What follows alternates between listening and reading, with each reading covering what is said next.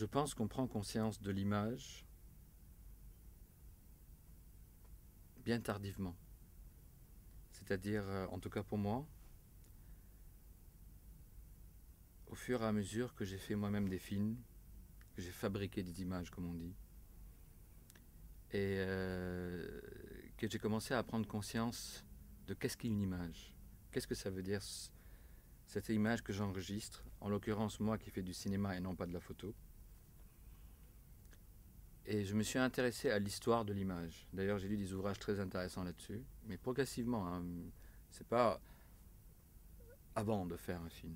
Car moi, je ne suis pas un théoricien. Je me suis intéressé à la réflexion sur le cinéma, les images, au fur et à mesure. Bien que j'ai déjà lu avant, mais c'est pas ça qui m'a incité à faire des films.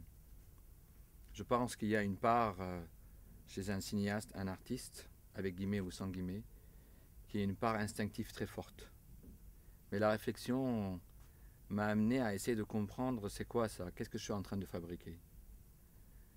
Et donc, j'ai dû remonter très loin, jusqu'aux grottes, où les premiers hommes, peut-être hommes et femmes, ont commencé à mettre des empreintes, leurs mains, les animaux qu'ils peignaient, dessinaient. Et donc ce rapport à l'image, l'homme qui fabrique une image, jusqu'à arriver à l'image en mouvement. Et donc ce qui était pour moi une chose acquise, et après tout j'étais un enfant, j'habitais au Sénégal, j'allais voir des films.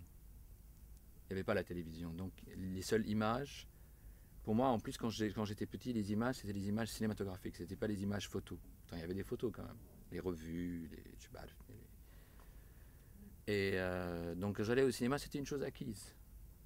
Au départ, on ne prend pas les choses, on ne les remet pas en question. C'est au fur et à mesure qu'on s'interroge, en tout cas moi, je m'interroge. Et qu'est-ce qu'une image? Évidemment, quand j'étais au Sénégal, je ne me posais pas cette question. J'étais comme tout le monde, je subissais, je consommais l'image. Jusqu'à que moi, je fabrique des images. Donc je n'ai plus cette innocence. L'innocence de l'image. Elle nous tient une image, il suffit d'appuyer sur un bouton, comme là, et d'en fabriquer. Et donc, qu'est-ce qui différencie une image d'une autre? Qu'est-ce qui fait qu'une image est une image et celle-ci est une pseudo-image, est un semblant d'image? Très difficile de répondre à ça. Et pour moi, une image, c'est quelque chose qu'on interroge d'une manière permanente. Et c'est pour cela que j'ai parlé tout à l'heure de la grotte, les premiers hommes, quand ils faisaient des reproductions de soit leurs mains, parce que si je ne m'abuse, ils mettaient leurs mains et ils mettaient des couleurs dans leur bouche et ils soufflaient. Et donc il y avait l'empreinte de la main. C'est une image. Mais c'est une image de l'homme par l'homme. Avant qu'ils se mettent à peindre un animal, parce que longtemps ils se sont peints eux-mêmes en fait. Et donc jusqu'à arriver à des images extrêmement sophistiquées puisqu'on utilise la machine et non plus simplement la reproduction qui passe par la main, à savoir la photo. Et car il ne faut pas oublier que pendant des siècles et des siècles, les humains ont représenté soit les autres humains, soit les paysages et compagnie, par la grâce de la main et des couleurs, et non pas par une machine. Au départ chimique, avant qu'elle devienne maintenant électronique. Et je pense que la photographie, et je sais que je ne suis pas en train d'inventer la poudre, la photographie a fait quelque chose, a bouleversé complètement le rapport à l'image. Car il y a cette formidable illusion que j'ai là devant moi l'image d'un être humain, ou bien l'image d'un arbre, ou bien l'image d'un tigre, ou bien l'image d'une voiture, qu'importe. Et cette formidable illusion de la représentation quasi parfaite, sans évidemment les 3 dimensions, mais juste les 2 dimensions, a bouleversé complètement. Je sais que j'invente rien dans ce que je dis, a complètement tout bouleversé, quoi. Et évidemment, quand est venue l'image en mouvement, avec les frères Lumière et compagnie, et Edison avant et tout ça, ça a encore plus bouleversé, parce que l'illusion est encore plus forte. Et c'est ce qui est arrivé, en fait, au fur et à mesure que moi j'ai fait des films, même de manière purement amateur au départ, je commençais à... Parce que par bonheur, très vite, la fascination de l'image s'est perdu chez moi. Je ne suis pas fasciné par mes images. Quand je fais des images, je ne suis pas « Waouh, quelle image, superbe et tout ». Et j'essaye de voir ce que je suis en train de filmer. Et je pense que l'image, pour moi en tout cas, c'est qu'est-ce que je vois. C'est ça en fait la question. La vraie question, c'est qu'est-ce que je vois. Et pourquoi je veux mettre ça en image, ce que je vois. Que ce soit de l'ordre du réel, quelque chose que je filme dans la rue, dans la campagne, ou bien de l'ordre du fabriqué, comme actuellement là, une sorte de mise en scène. Qu'est-ce que je vois? Et c'est ça l'image. Il a vu sa main, il l'a soufflé. Il a vu un animal, il a eu besoin de le reproduire.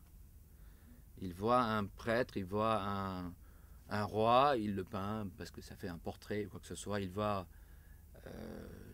une montagne, il la reproduit et compagnie. Qu'est-ce que je vois? Et du coup, qu'est-ce que je ressens? Et comment je peux donner cette interprétation? Parce que quand même dans la peinture, chose formidable, c'est jamais la même chose. Même si Velázquez a peint tel ou tel homme important, on pourrait dire comme s'il était cet homme, comme si c'était une représentation parfaite. Ce n'est pas. Parce qu'il y a la couleur, il y a la peinture et il y a la main. Et donc la formidable interprétation qui est la main. Et donc tout ce qui circule pour amener jusqu'à la main du peintre. En photographie, c'est quoi? Il n'y a pas de main. C'est juste un bouton. Et là, c'est le regard, donc du coup. Ce qui était la même chose en peinture. Mais il y a cette main et son interprétation. Alors qu'est-ce que c'est une interprétation pour un photographe, un caméraman, évidemment un réalisateur? Qu'est-ce que c'est? Parce que, évidemment, on va dire c'est comment il construit la scène, c'est comment il met le cadre. Mais après tout, le peintre faisait ça. Donc toutes ces questions sont fondamentales. Évidemment, quand je fais un film, je ne me pose pas toutes ces questions. Je laisse aller mon instinct. Mais je ne suis pas innocent. Je ne suis pas un naïf qui invente une image. Parfois, j'envie ces gens qui filment comme s'ils étaient les premiers à filmer. Cette formidable innocence. Et l'image, pour moi, est une interrogation permanente de la représentation. Qu'est-ce que c'est ce que je suis en train de représenter? Après tout, pourquoi a-t-on besoin de représenter? Pourquoi ai-je besoin de filmer un être humain puisque je le vois? Pour donner à voir aux autres, mais ce que je donne à voir aux autres, ce n'est pas cet être humain. Ce n'est pas cette montagne, ce n'est pas cette forêt. Je donne à voir une interprétation de cet être humain, une interprétation de cette forêt. Et je pense que si je veux dire une phrase vraiment rapide comme ça, l'image, c'est l'interprétation d'une représentation. Si on oublie le mot interprétation, on est foutu. Et je pense que le grand problème de beaucoup de gens, quand ils voient un film, quand ils voient une photographie, encore plus un film, et si ce film est proche du réel, parce qu'évidemment si ce film est fantastique, la question se pose différemment, mais si le film est proche du réel, c'est-à-dire je filme, je ne sais pas moi, un homme qui charge sa Kalachnikov et qui va pour aller faire un combat. Il y aura toujours quelqu'un qui dira « Ah non, c'est pas comme ça qu'on charge une Kalachnikov » ou quelqu'un d'autre qui dit « Mais c'est pas comme ça qu'on se prépare » et compagnie. Parce qu'il a oublié l'interprétation. Le réel n'est pas affaire d'interprétation. Le réel, tu le vis. Tu ne te poses pas la question « Est-ce que j'interprète là à l'instant que je suis en train de vivre ou pas ?» Alors dès que tu le filmes, qu'est-ce que ça veut dire déjà réel dès que je filme? L'image, en fait, me coupe du monde. Toute image te coupe. C'est une coupure du monde, c'est une rupture avec le monde. C'est une invention d'un nouveau monde, pour moi. Et dès que je fais une image, déjà, j'annule le monde.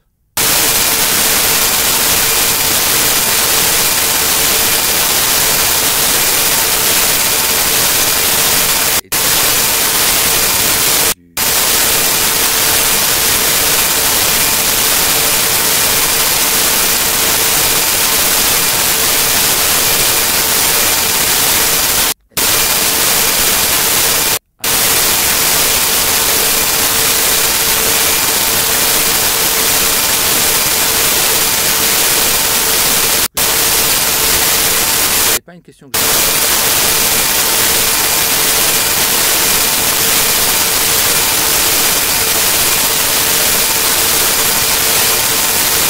saisir le